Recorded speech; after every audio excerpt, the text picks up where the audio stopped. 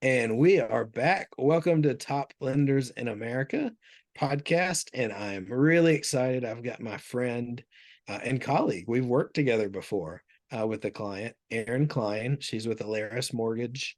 And one of the really interesting things about Erin and is that she's actually got a $20,000 guarantee whenever she issues a pre-approval for a client. It's based on the address and includes a $20,000 guarantee. The other interesting thing is I think she got her mortgage license when she was 6 because she's been in the business with her since 1990, which is amazing. And welcome, Erin. I'm so glad that I was able to get you here today. Thank you so much. I'm excited to talk with you. Yeah. And so I'm curious, like, all right, so you graduated kindergarten, and then how did you get into the mortgage industry?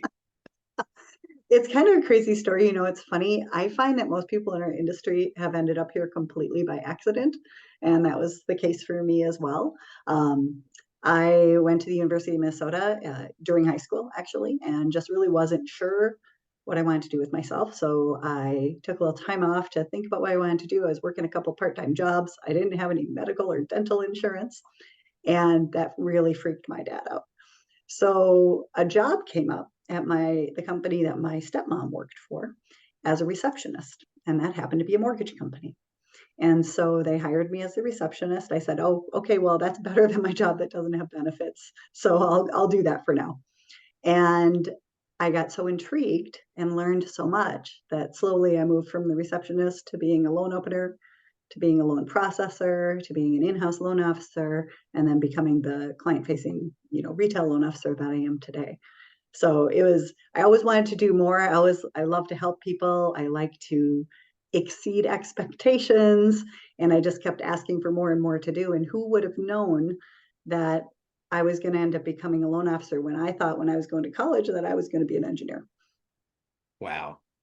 I can see the engineer um uh aspect with how since we've worked together, how meticulous and you're in a lot of ways you're my you're almost like my copy editor. Like you see the little things on my website and my emails, and you're like, hey, this right here. And like it's a really great gift in what you do to be one extremely friendly, knowing competitive and wanting to always grow and do more, and then have that engineering background where like you're meticulous and you can see that stuff, and you share it in such a loving way. It's uh, got to be really great for the clients. Be like, I need this one more document. But, the nice thing about being meticulous is that that means we usually get everything up front and we aren't going back and asking for people for stuff at the end, which is one of the biggest complaints you hear about with people dealing with those in our industry, that they're constantly asking for more and more. Right. That's so true. I love that. You get it up front, and then then you just go through. Then they And get to have fun I'm buying a house instead of worrying about paperwork and financing. right, right. That seems like a breath of fresh air. That's what it should be, right? Yeah. What is it that like excites you about like what you're doing now? Like what do you look forward to? For me, personally, from a self-interest perspective, I find my job really interesting because I feel like every day I get to put together a jigsaw puzzle. And so every day I get a box of pieces, and those pieces are the different components of people's lives and their income and their assets and their credit. And everybody's pieces look different. But to get a loan approved, we have to make the same picture out of all those different pieces. And I love doing jigsaw puzzles. I'm the person who, you get a jigsaw puzzle out, I will not go to bed until that entire thing is put together, which sometimes drives my partner crazy. So we can't start puzzles late at night. But I get to do this as my job every day. And I find it exciting to problem solve and figure out what's the best way to do something for a client and how to make it easier for the client. And beyond that, I love helping people. So it gives me a way to use my skills and keep me engaged and excited, and at the same time helping people with the biggest financial transaction of most people's lives. And it's really important that they have somebody who cares about them and cares about their outcome and offers them options, because there are a lot of people in my industry that don't. Right. Yeah. I love that picture of the jigsaw puzzle, and you can't, when you start it, you can't stop until you get it finished, which is that's a really that's a really great attribute for my loan officer. Like I'm compelled to complete this the way it should be done. Uh-huh. Mm-hmm. It's Yeah, exciting. And it, that's it awesome. keeps me mentally sharp too, by having to problem solve different types of problems for different types of people with different types of transactions. And so my job is never boring. I think it's thrilling. I know most people think that mortgage financing is really dull to talk about, but I get really excited about it. Yeah. One of my favorite quotes is from a serial entrepreneur named Naval Ravikant. And one of his quotes is, the way that you're successful as an entrepreneur is you find things that are play to you, but are work to others. Mm-hmm. And 100%. it like I can feel just the playfulness. You're like, yes, I get to solve this puzzle. Yeah. Absolutely. Yep. I just won. I got a loan approved. Yeah. Um, I'm curious, is there a client in the recent past, you don't have to mention names, but like that you're just like, when you think about their story and how you're able to put together the puzzle, like it just really warms your heart. Yeah, we actually have some clients who are closing on a house this week, and it's going to become a blended family. It's a client that's been with me for 25 years. They've owned their current home for that long, and it has come time that her parents need some help. And so they decided that they were going to buy a house together. They were going to sell each of their individual houses, and they were going to buy a house together. And this one was particularly challenging for a number of different reasons. One being that we have two houses to sell and one to buy, and we need money from both houses to make the transaction happen. But we also have an older couple that aren't real mobile. And so trying to do all of those things simultaneously wasn't going to work for them. So we had to figure out some creative financing options with a bridge loan. We needed to work to figure out how to move all of that money into the new house to get them into a payment that they were comfortable with. And I'm so excited for them because they found the right house. We were able to make all of that happen. And now my client's going to be able to be in the house close to her parents when they need help, which isn't something that they've had. They're across town right now. They're having to drive over there every time they need something, and it's not sustainable for their family. It's also going to be a really nice opportunity for their kids to be in the same house with their grandparents. Yeah, I love that. I love that. I was me being raised by my great grandparents. Um, we used to, my wife, she laughs. She says she went and played softball, and I stayed at home and watched MASH and played bingo, but like there's so cool to see like how much the different generations can learn, and just the different perspectives, and that is And how many so people cool. don't get to be close enough to their grandparents to really have a meaningful relationship with them? Right. Right. That is awesome. I love that story. And so one of the things that I know you actually do in your practice, and I like to do on this, is when we talk kind of the game, the 5 6 7 game. And so um, I'd love to kind of find out what success in your business means to you. And are you game playing this game? Absolutely. Perfect. So when you think about your business, um, and using one word, what does success mean to you?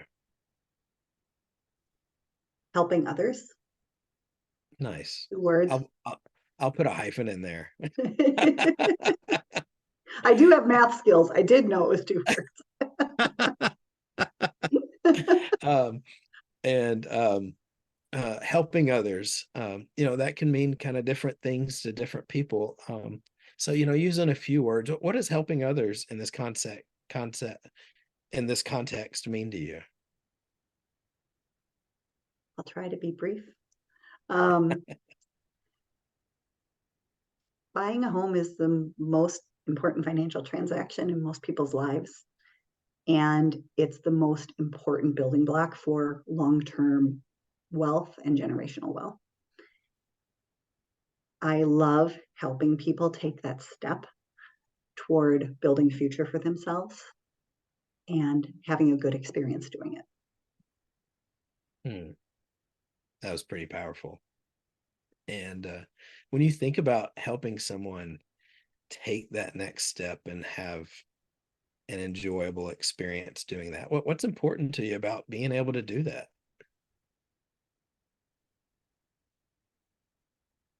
Creating security for my clients. I love that. And when you think about creating security for your clients, you can use as many words as you want. Like, what's important to you about being able to create security for your clients? So many of our social ills can be traced back to lack of stability from an income or asset perspective. And by being able to help people start to build security for their own family and future wealth for their families, I feel like it's helping to improve the world overall. It's giving those people a safe and secure place to live. It's giving them a foundation to improve their finances in the future so that they can help their own families. Yeah. So, kind of going back to the beginning, your practice, it's helping others. We hyphen that word. And, this is, one of their biggest steps in their wealth, and you want them to be able to enjoy it. And, what you do is you help them have that security. And the reason is that I love that. That's what I've seen, do you feel secure, insecure? And one of the ills is, if people feel insecure, things happen, but when they feel secure, new possibilities arise. And so when you think about being able to open up that for your clients, what's important to you about letting them get that security so those things open up?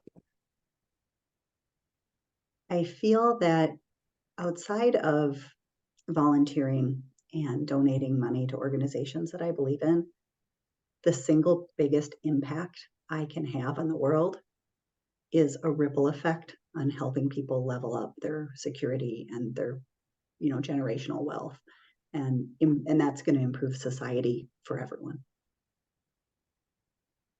I love that ripple effect. um, and what's important to you about you playing a part in helping society and everyone? I feel really lucky that I get to do something I love to do every day, and I feel lucky that I get paid well for it. And I want to be able to give back to others more than what I've received. I feel like it's my responsibility as a human being to help other people. And I like to lead with a giving hand. So the more good I can do for others, it makes me feel good. It makes me feel like I have it's purpose driven. Yeah, I love that. And so kind of when you think of, your practice, it's helping others. It's the biggest step. They can enjoy it. They get the security. I love that. Like, you can create that ripple effect that kind of helps them, helps security at all. Um, and it's the biggest thing that you can do to help others. You love what you do, and you want other people to kind of feel that same thing. So when you think about your lending practice, what's the most important thing about it to you? And I get to make an impact. I I don't personally have children myself, so I don't have little people that I am directly associated with that I'm helping on a daily basis. And my being able to help society as a whole through positive influence with clients, through helping them learn about finances, through helping them acquire property, um, means so much to me. That's beautiful. This is one of the best interviews I've done. I can feel that, and it's really cool, to meet someone that works really hard at helping other people and enjoys what you're doing, and um, it's a powerful thing. I've shared that one of my relatives has he's done really well in business, and he got connected with this group of folks at this private club, and after he hung out with them for about a month and a half, like he said, Charlie, he said, every single person in this group does something in real estate. They're wealthy, they've done a lot of different stuff, but all of them do something in real estate. And he was kind of shocked at just, it wasn't 90%, 80%, it was all of them. Hmm. And it's really cool that, you've got that kind of 30 years of experience, kind of the insider look, and, you devote your, it feels like play to you, that you can devote yourself to, you know, in a way, these clients are your kids, helping them get the security and all the ripple effects from that. Yep, absolutely. It makes getting out of bed and going to work every day really easy because I enjoy it and I feel like I'm making a difference. That's awesome. And well, you are in Minnesota, and what areas do you serve, and how can people watching this get in touch with you? I am in Minnesota, although I travel a lot, so I'm in a lot of places. I and I work while I'm traveling. I do lend in all 48 contiguous states. So the only two we don't lend in is Alaska and Hawaii. But what's really interesting is there are a lot of lenders who will say that they lend nationally, but as a real estate agent, you know this. A lot of them, once you get outside their own backyard where they're physically located, don't do a good job. They're not real familiar with the local customs and tax laws and title laws and so on. We pride ourselves on doing an excellent job regardless of where that property is located. We do a lot of research to make sure we stay on top of all of those details. So I can help people who are buying, refinancing, whether it's primary residence, second home, investment property, anywhere within the contiguous states. And if people want to get a hold of me, my cell phone is 612-202-1459. I do also have a website, and it is erinklinemortgage.com. Kline is spelled Kline. I'm not a beneficiary of the Kline clothing empire. Yeah, yeah, and I a lot of times I don't share personal stories, but since we've worked together, we worked with a client, and they were they were moving here to Tennessee from another state, and it was